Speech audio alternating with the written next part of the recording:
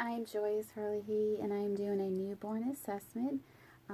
We have a little, I'll hold the baby up here. We have a little boy here who is just born, and of course the first thing we're going to do is provide privacy, dignity, and safety throughout the entire assessment, and he's in a safe little environment right now. We've already obtained the birth history, and we're going to first of all do the measurements of the baby. So you would do the measurements from the top of the head to the bottom of the feet to check the length. You would also measure the head by going around the occiput and the eyebrows to measure that. And to measure the chest, you would measure from the back around the nipple line to measure the chest circumference, and to, of course, document all that. And check the general appearance of the baby. Is he, how does he look? Does he have any acrocyanosis, which is fine, or just overall blueness? Is he breathing, which is obviously the most important things.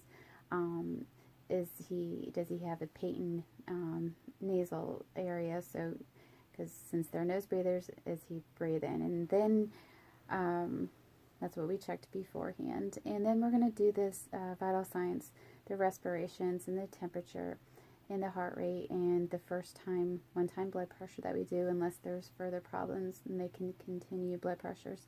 The temperature would be taken under the arm axillary, and the heart rate should be about 110 to 160 unless he's crying or he's asleep. It could be higher or lower. And check the overall appearance. Check the body alignment, the arms, the legs, the shoulders, the hips. Does it all look aligned? The symmetry, the muscle tone. Kind of lift up the arms and you can feel the strength. Are they just laying there flaccid? Or also, are they crying? And what kind of cry is it? Is it high pitched? Is it strong? Is it really weak cry? A weak cry or a strained high pitched cry could indicate a problem. But my little guy right now is a nice strong cry.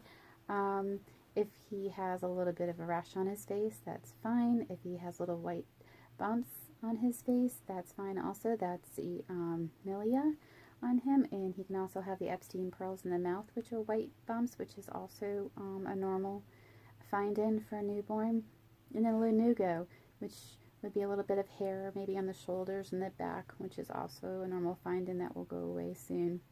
Mongolian spots may be a birthmark on them, which is also fine. A little maybe petechiae could be found on the baby, just a little bit maybe on the face. And the skin overall, is the skin intact? Then we can start at the head. Check the fontanelles. The fontanelles should be, the anterior, should it be diamond shaped? The posterior should be a triangle shape. They should be soft. They should not be protruded. They should not be concaved.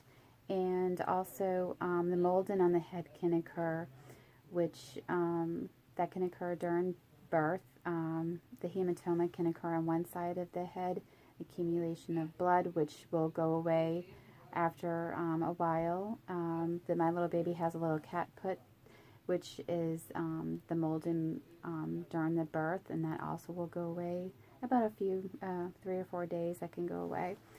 And the face, I'm looking at the face now, is it symmetrical?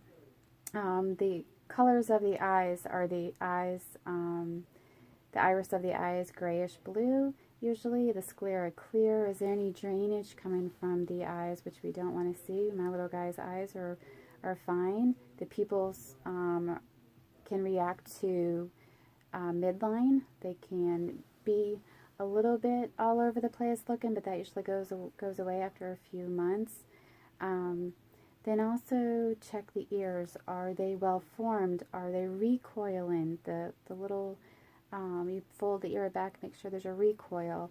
Are they aligned with the eyes? Is there a little tag coming from the ear? That could indicate a kidney problem maybe.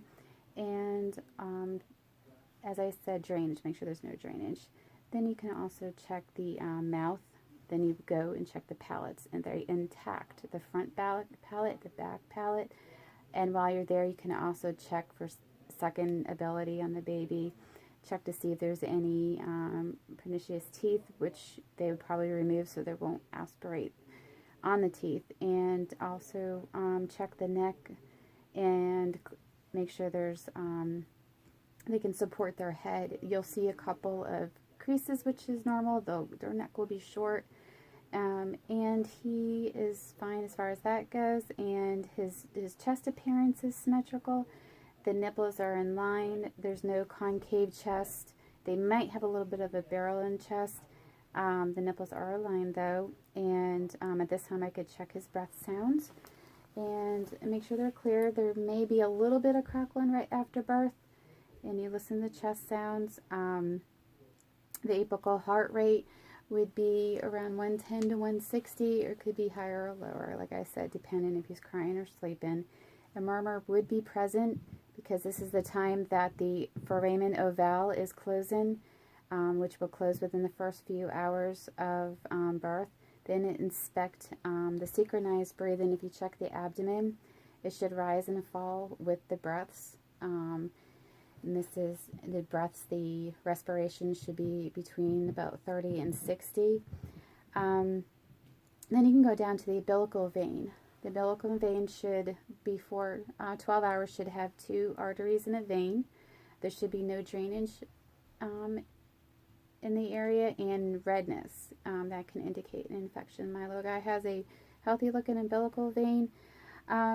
Also, if it's a female, you might see a little bit of discharge from the vaginal area.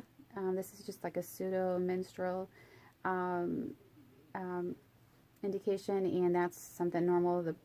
And the labia major should cover the minor. And also you can, for boys, you would check for their testicles, make sure they're distended. You would palpate lightly the scrotum. You should feel the testes, and the scrotum would also be a little dark in color. Check for any abnormal discharge in that area also.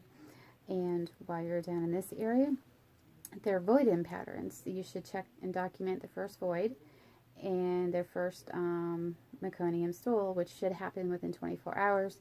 If not, recheck the patency of the anus, make sure that there's no obstruction in the bowels. And then you can go look at the movement of their extremities. There should be 10 fingers, 10 toes.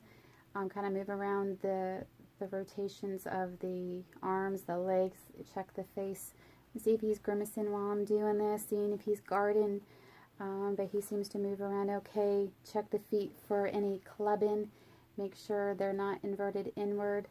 That's going to need attention if that's the situation. And then move them on around, check the vertebrae, make sure there's no opening in the vertebrae. And then while you have him here, you can lay him down, put their head to the side, and check for the curvature reaction. Just stroke the side, should curve into the side you're stroking him on, and turn him over. And before you put him down, you can check his walking ability to take a step. That's the one of the things we check with the baby.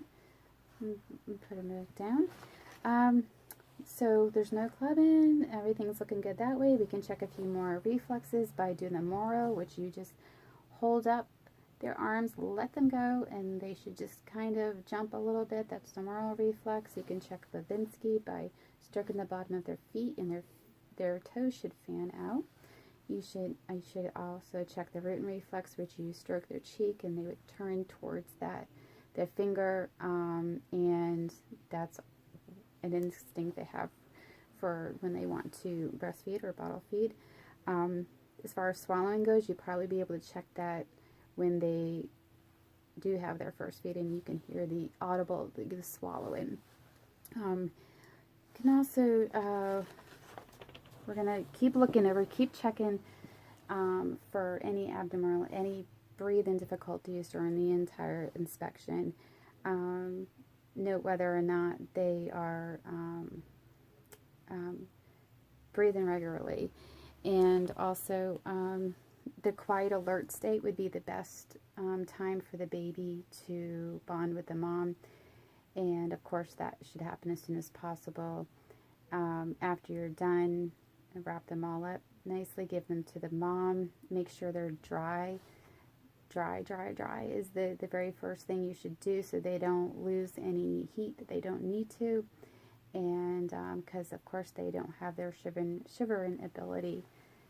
And continue on from here with the APGAR scores and so forth.